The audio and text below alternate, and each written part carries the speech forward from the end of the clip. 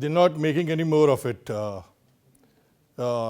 This timeless statement captures the finite structure of land as an asset, as a commodity.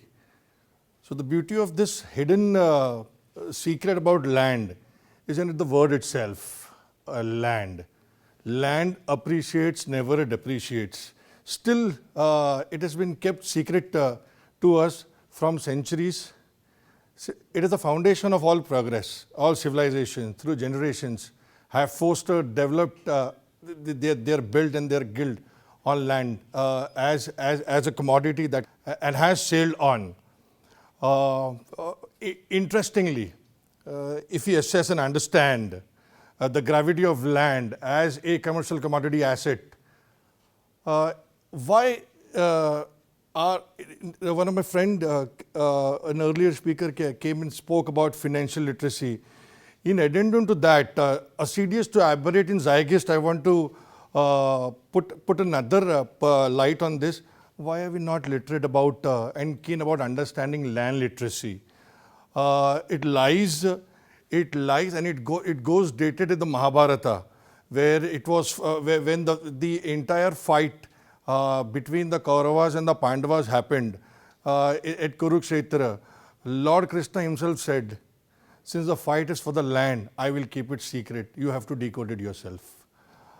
So, if statistically, if we speak, about 10% of the world's population control about 70% of the world's land. Isn't it such a big gap that you stay, you've seen, you propelled, but you are not aware yourself about the value that land gives you. If you speak about rather if I throw some light about on some numbers, the total area of land in world is about 14.9 billion hectares, out of which about this exclude oceans, of course, 4.8 billion hectares land is usable or arable land or habitable land, out of which 44% of the land is cultivable land, the land that feeds us. So if you do the math, it is 0.60 hectares per person, as we are closing to about 8 billion population. This expanding population and the imbalance between the population and the finite structure of land in limited supply will always create land scarcity, which will always have value linked to it.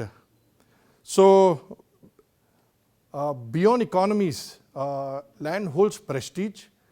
We all might be holding lands in some parts and parcels of our life.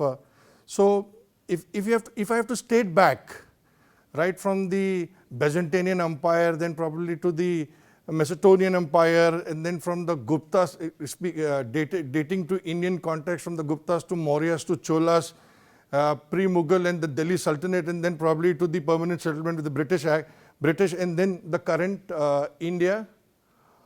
What is common in all these patterns of dynasties or genres that probably, or empires or reigns or regimes that came and went? People come and go, empires come and go, kingdoms come and goes, monarchies come and goes, anarchies comes and goes. Land remains constant. It doesn't move. The permanent nature of the land is real, and it will always be there, and it will always be there.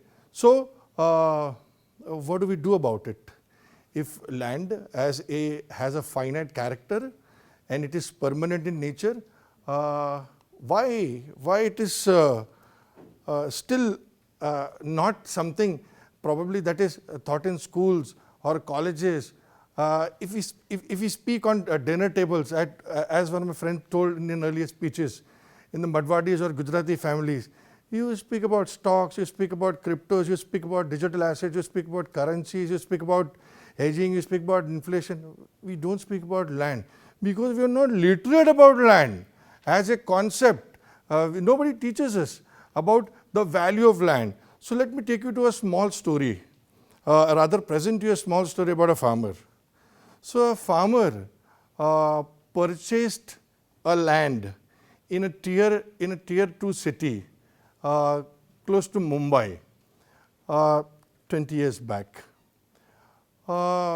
He just holded the land without being too intelligent. And time passed by, development happened, habitats changed, culture encompassed. In the dwelt of all of this, what happened is, he did nothing. His wealth multiplied by 10x. This is the beauty of what land as a commercial commodity asset does to us. It compounds over a period of time without humans' participation into it. So if it is such a secretly or rather compounded commodity, why it has been kept secret to us? The secrecy lies in wealth, the unknowing nature of the world to keep the land close to themselves. So recently, one of the known entrepreneurs of the world in the United States of America, about 25,000 hectares of agro land. It just came and it just flashed, and I realized the people who understood land earlier are holding land, are banking land, so that the future determines on how much land you hold clinically. So it is basically a silent the partner in every business model. Any business if you see, be it real estate, be it agro, be it industries, be it mining, what is below it? Below is the land that holds that business in permanent forever. A very interesting then question arises. Where do we? How do we become a part of this wealth creator? A is awareness, B is cognizance. So C is, the earlier you start investing in land, the better it is for you, and it's going to take care of you in terms of creating generational wealth. It is time we take stock of it and speak about land into our circles, so that it gives you energy, it gives you generational wealth. Start investing in growth corridors. This is a business that rewards vision, not velocity. So hold your land and diversify your land portfolio when it comes to you understanding industrial corridors or agro processing or food parks or mega parks or activities that create urban expansion. Why it is the best asset and the safest asset? So if you see, there was demonetization, if you see there was the oil recession, if you see there was a war between Ukraine and Russia, if you see the tensions around the world, currencies fell, there is devaluation, there is demonetization. All of these things are economically driven. Nothing happens and hampers land as a commodity. It is safe, it is real, it is realistic, it is pragmatic, it is assiduous. It will always be where it is. Its structure doesn't change. If you have to take advantage of this process or this situation that probably arises, which is still grey folded and kept behind us, what we should do? We should get ourselves literated. We should have a land education, land literacy, starting from understanding the class of land, the types of land, the structure of land. The land is a business of documents. So your understanding of titles, your understanding of registries, your understanding of the value it creates when you do something on the land, the probability of why I am holding this land at this point of time in my life and what I am going to do of this land, whether I am going to give this land to my next generation or the next generation. If you map all of these things, what is going to happen is you're going to silently create a portfolio which is more stronger, better, and will give resilience to your growth and will give you financial independence, independency now, in present, and forever in life. Before I close, it is a call of conscious stewardship. It is, if I reflect back, and I probably quote from the Atharvaveda, Mata Bhumi Putro Aham Prithviva. The earth is my mother and I am the child. We have to walk with nimble foot on the earth so that it takes care of us and we take care of the earth. Let us practice sustenance, let us practice resilience, let us practice sustainability, let us take care of the land, because we were all born to die, in between life happened.